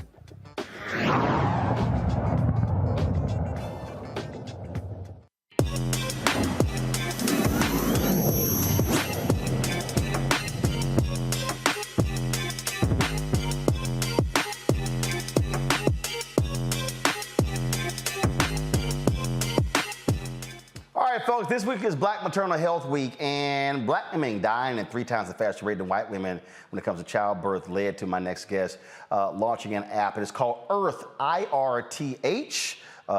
No B, but it's Earth. Kimberly Seals Allers created this. It's made specifically for black and brown birthing people to find the best options for their care. Kimberly joins us now from Queens, New York. Kimberly, thanks a bunch. What is your background when it comes to maternal health? Well, my background, in addition to being a mother, I come to this work really as a journalist by trade. In your field, Roland, working as a former senior editor at Essence Magazine, a writer at Fortune. But what I have a passion for storytelling and my own story in my own birth, where I did all the research. I was looking for the best hospital to go to. I read all the ratings and reviews at that time, and none of it really applied to me. I walked out of that so-called highly rated hospital feeling disrespected, traumatized, and unseen. And what I realized was that people are not being treated the same way, even as the same place. So I created Earth, which is like the word birth, but we dropped the B for bias, really for us to be able to see the reviews of other people just like us. Cool. Now, you launched it when? So it opened in the app stores back in March of 2021. So we're coming on 2 years now. Still a baby. Gotcha. And how's the growth been? So the growth has been great. We are excited to see our users grow about 60%. We now have reviews from over 47 states. And so more importantly, we turn these reviews into data on the back end to work directly with hospitals, payers, and providers to help them learn from the living instead of waiting for another Black maternal death to realize that they have problems on their team or even bias on their staff. And so we are working with several hospitals around the country who really have recognized that they need to learn from our lived experience and not just learning from the, dire maternal mortality, morbidity statistics. Absolutely. Rebecca, I'll start with you. Great. Can you talk more how we can use technology to help figure out how to make sure that birthing persons, especially Black birthing folks, are able to have a successful and healthy birthing process, both prenatal and postpartum? Absolutely. I think technology can really leverage our power. As you know, I have a story. Someone may have a story. Everyone has a story. But what if we use technology to put all these stories together, leverage our power as consumers, and then on the back end, that technology allows us to turn that into data so we can actually improve care, that we can actually extract lessons and action plans as we develop and work with hospitals where they are literally learning from the lived experience.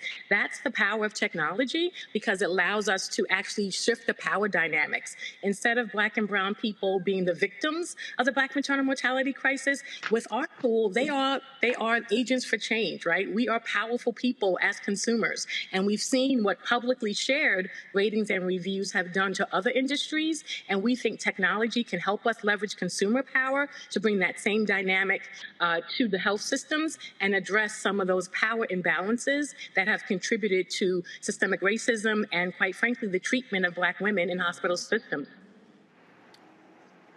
Joe? I'm thrilled with the work you're doing. I appreciate that. My sister-in-law is a doctor, and so we talked through some of these things. Kind of building on the question that was asked before, are you finding, obviously as an information provider, trained as a journalist, you're getting the information. People are saying, this is my experience at this place. Interesting how it varies from place to place and at the same place from persons to person. But how has it been when you presented information and used this opportunity to kind of become an advocate to these medical centers and these medical providers and these companies? Are they responsive, and are they responsive because they want to be or because they have to be? Great question. So I take a lot of no's in my work reaching out to hospitals because our reviews are transparent and our data belongs to the community. And so quite frankly, a lot of hospitals do not like Earth because we are transparent. We think that this information belongs to the community. However, I will say this. they are being forced to acknowledge that Black and brown folks are not responding to HCAHPS. They're not responding to other hospital-administered surveys because of this earned distrust that has existed. So many of them come to us because they simply don't have the patient experience data. They only have clinical outcomes. Yes, they can know that they haven't killed us or nearly killed us in the past 5 years, but how many of those people had a 5-star experience? How many people had a 3-star experience? They simply don't have the data. So it works both ways. We have those that are reluctant, but we often have reviews on them without them, which is also something they are not used to. They have had a chokehold on data. They have had a chokehold on our communities, and we are using technology to break free of that and to say, we can inform and protect each other by sharing publicly where we're getting good care. The hospitals now have to pay attention. So when they give me a no, and then I show them how many reviews we already have on them and what those reviews are telling, then we invite them into an opportunity to improve that with our improvement plan and program. And then often that changes the tune. And so we're excited about all of our hospital partners, regardless of how they came into our program. Right. Robert. I absolutely love what you're doing. Could you talk a little bit about, just in stark terms, the childbirth crisis in Black America? I don't think a lot of people understand just how stark the numbers are when it comes to both maternal mortality, but also complications with regard to childbirth, extended hospital stays, complications for the child, medical malpractice when it comes to childbirth. Can you talk just a little bit about that, just so people understand just how intransigent this issue is currently? Yeah, so we know that Black women in this country are 3 to 4 times more likely to die during pregnancy or after childbirth. We know in many places, in New York City where I live, the Black maternal mortality rate has been as high as 12 times that of white women. It is currently 9 times that of white women. And so across this country and many places where there are deep pockets of people who look like me, we see that Black mothers are dying at disproportionate rates. We are also more likely to have a low birth weight baby and a preterm birth. All of this is regardless of income or education. And I think it's important to note that for white women, education and income are protective factors. Their birth outcomes improve with class and education. However, for Black women, these are not protective factors. In fact, the recent study that was based on California data showed that the wealthiest Black moms were still at a higher risk than the poorest white moms of dying during or after childbirth. So when we're talking about these disparities, it's important to note 2 things. A disparity means that they're getting it right for some, but not getting it right for all. And then when you look at who happens to be the ones they're not getting it right for, it falls directly on Black women's backs. And so when we look at these disparities, we know that we have power as Black women. I was a senior editor at Essence. I'm very much aware of the power that we hold in the world and as consumers. And I think it's important for us to wield that power to address these statistics and to let health systems know that we are watching and we are holding them accountable for our care. All right, then. Again, how can folks access your platform? Yeah, so please go to the Google Play or Apple App Store, wherever you get your apps, and download Earth. Please search. If you are pregnant and you would like to know what other Black and brown folks say, then please search in the app, put in your zip code. You can search by hospital name, but also leave a review. We accept reviews of your prenatal appointments, your birthing experience, your postpartum appointment, and your pediatric visits for baby up to baby's first birthday. We have the power to use our stories to hold these systems accountable and push for change. All right, Kimberly, we appreciate it. Thanks a lot. Thank you. All right, folks, gotta go to a break. We come back, more news right here on Roland Martin Unfiltered on the Black Star Network. When you talk about blackness and what happens in Black culture, we're about covering these things that matter to us, speaking to our issues and concerns. This is a genuine people-powered movement. There's a lot of stuff that we're not getting. You get it, and you spread the word. We wish to plead our own cause too long have others spoken for us. We cannot tell our own story if we can't pay for it. This is about covering us. Invest in black-owned media. Your dollars matter. We don't have to keep asking them to cover our stuff. So please support us in what we do, folks. We want to hit 2,000 people, $50 this month, raise $100,000. We're behind 100,000, so we want to hit that. Y'all money makes this possible. Checks and money orders go to P.O. Box 57196, Washington, D.C. 20037-0196. The Cash App is $RM Unfiltered. PayPal is R Martin Unfiltered. Venmo is RM Unfiltered. Zelle is Roland@RolandSMartin.com.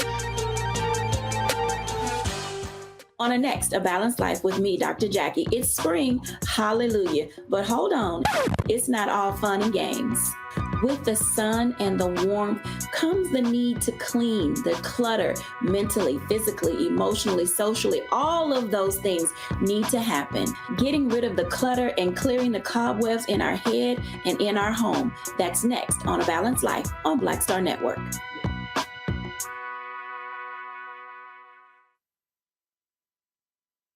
Hey, what's up, everybody? It's Godfrey, the funniest dude on the planet. Hi, I'm Israel Houghton. Apparently, the other message I did was not fun enough. So this is fun. You are watching Roland Martin, my man, Unfiltered.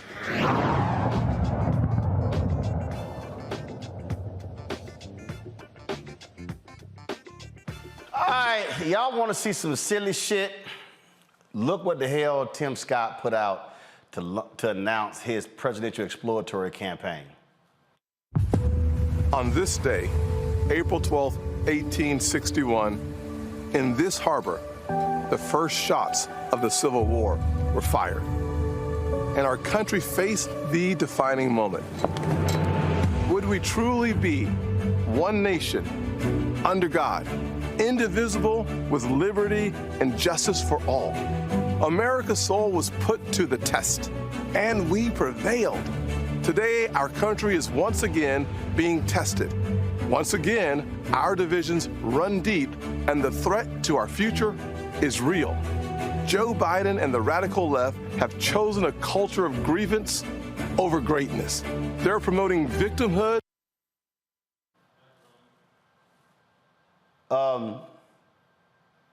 Did a black man literally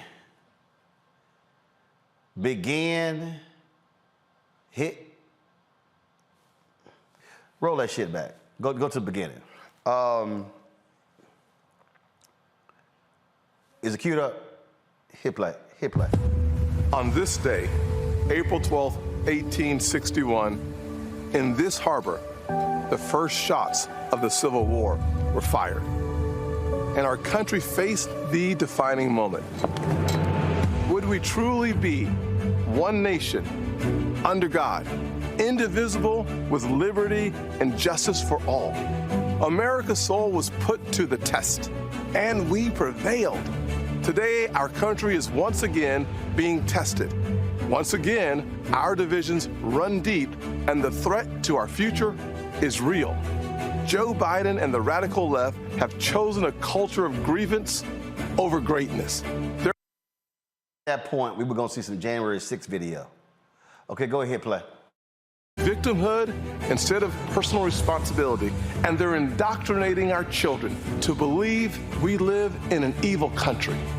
And all too often, when they get called out for their failures, they weaponize race to divide us. Praise. To hold. Just in case y'all don't know, his ass is from South Carolina.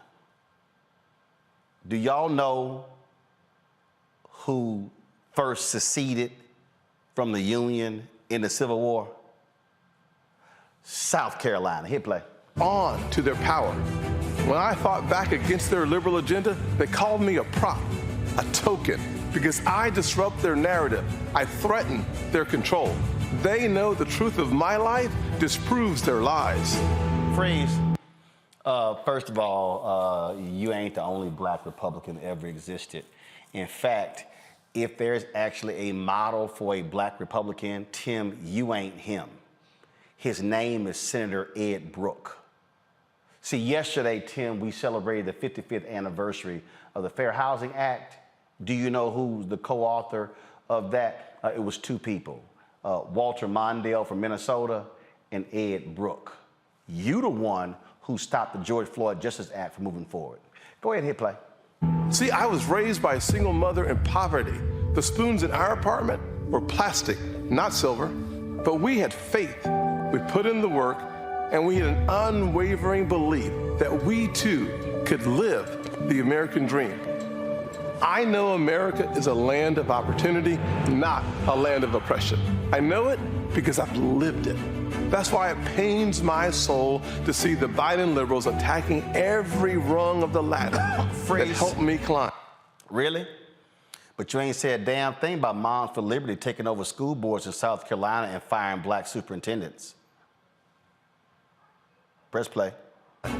If the radical left gets their way, millions more families will be trapped in failing schools, crime-ridden neighborhoods, and crushing inflation. Do y'all know how much money South Carolina gets from the federal government? They get more money than they actually send. So South Carolina is actually a welfare state. Just in case Tim left that out of his ad. Hit play.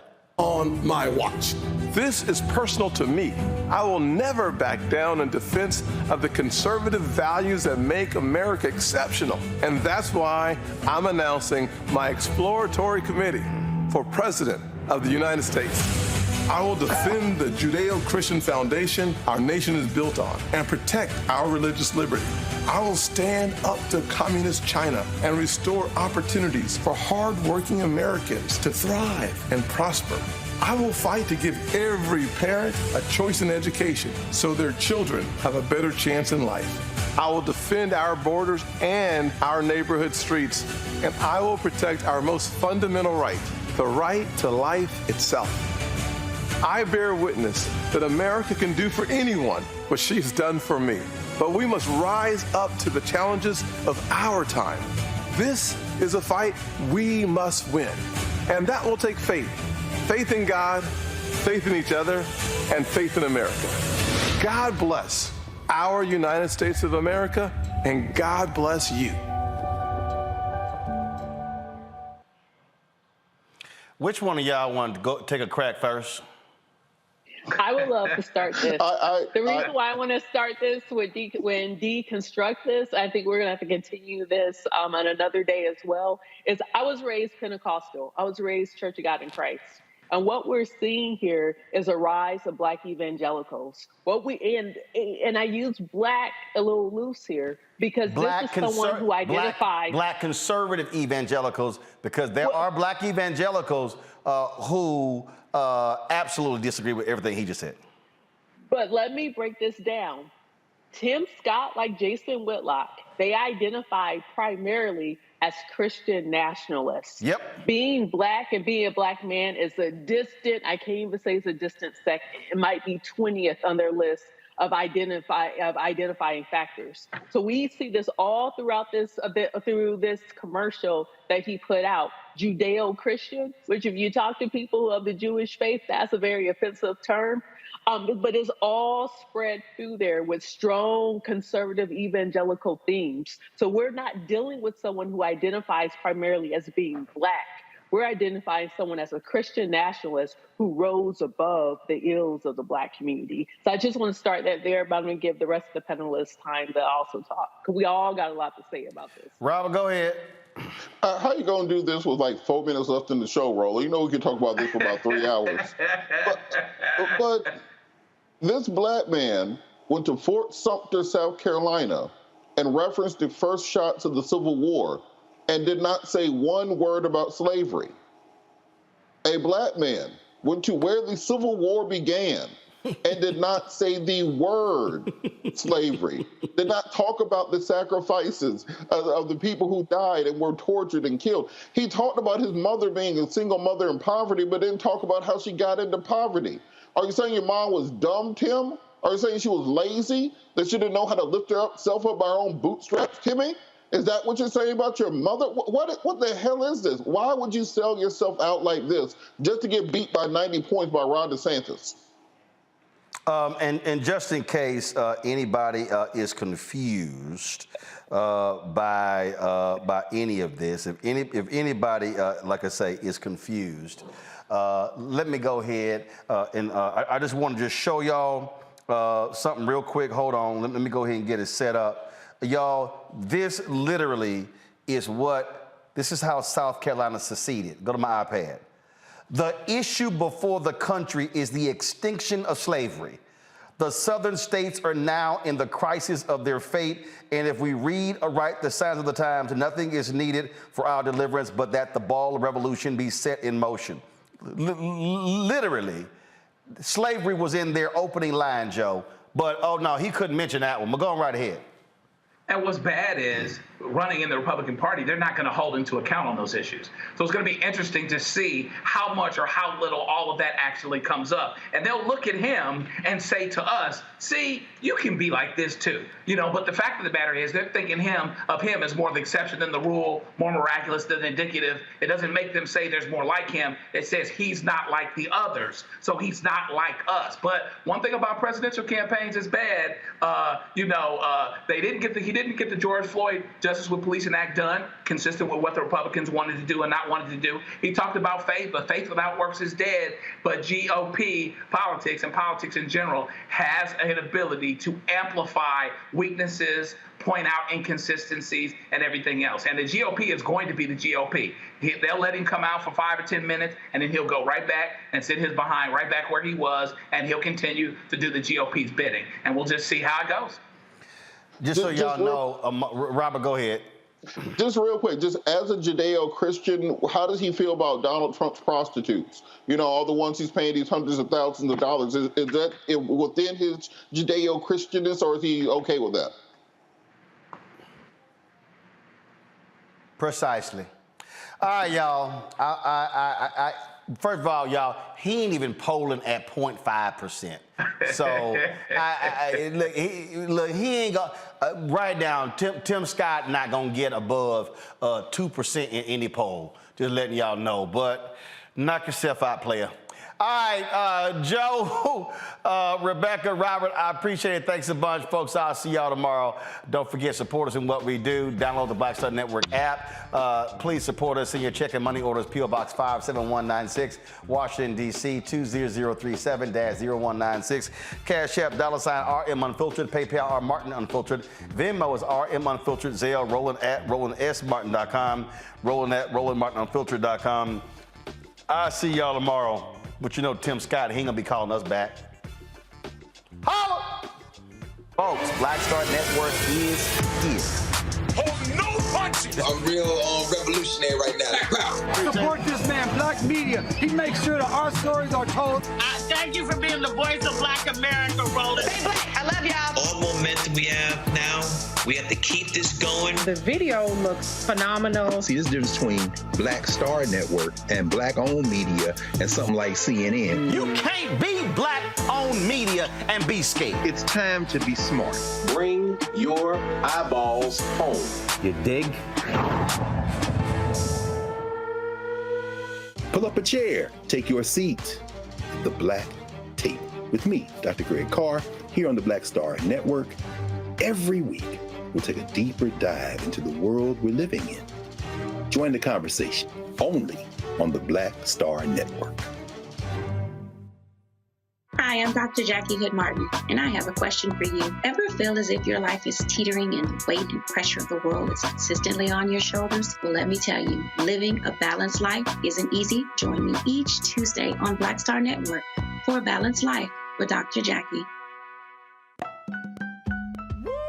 We're all impacted by the culture, whether we know it or not. From politics to music and entertainment, it's a huge part of our lives, and we're going to talk about it every day right here on The Culture with me, Faraji Muhammad, only on the Black Star Network.